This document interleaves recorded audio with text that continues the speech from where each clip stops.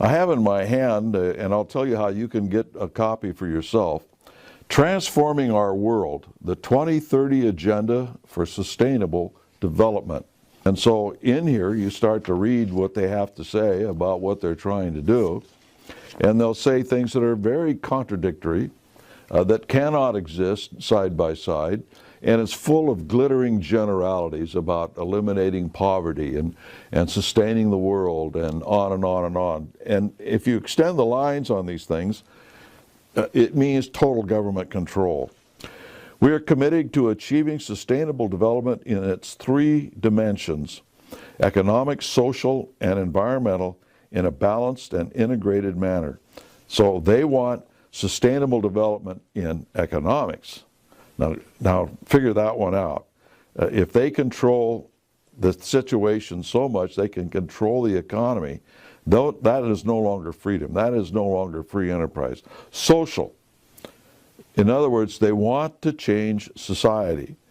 And anybody's government is based on the society that put it together. If that society changes, then the government changes.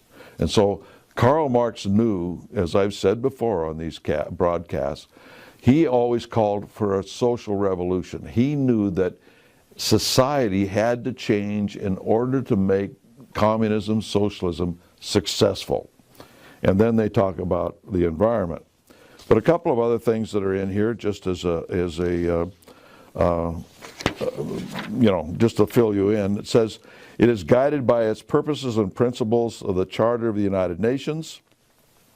It is grounded in the Universal Declaration of Human Rights, that sort of thing.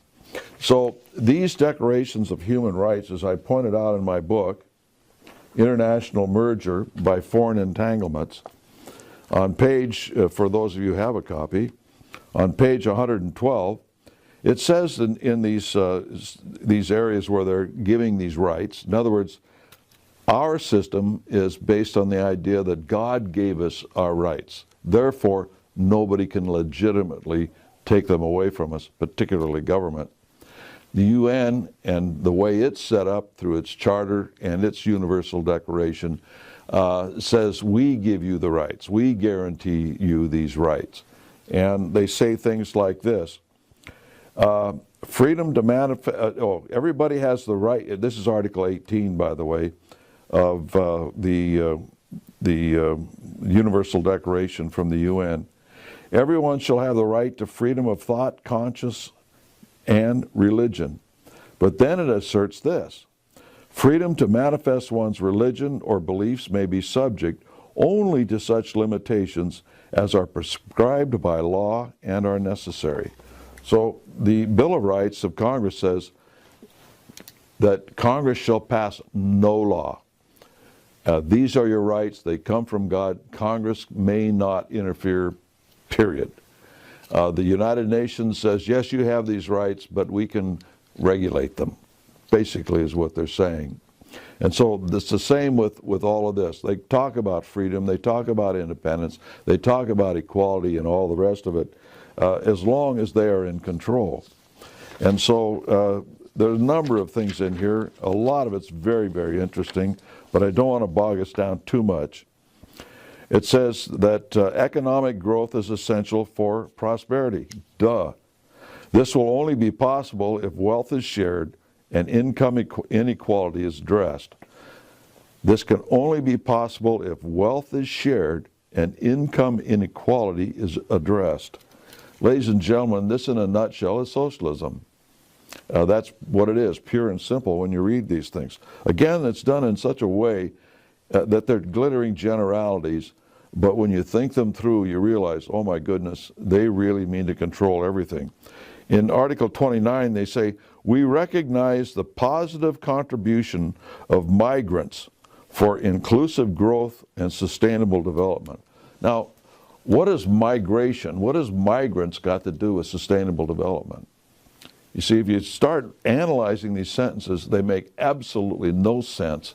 But basically what they're saying here in the following paragraph is, we support migration for a particular purpose, and that's to break down the societies all across the world.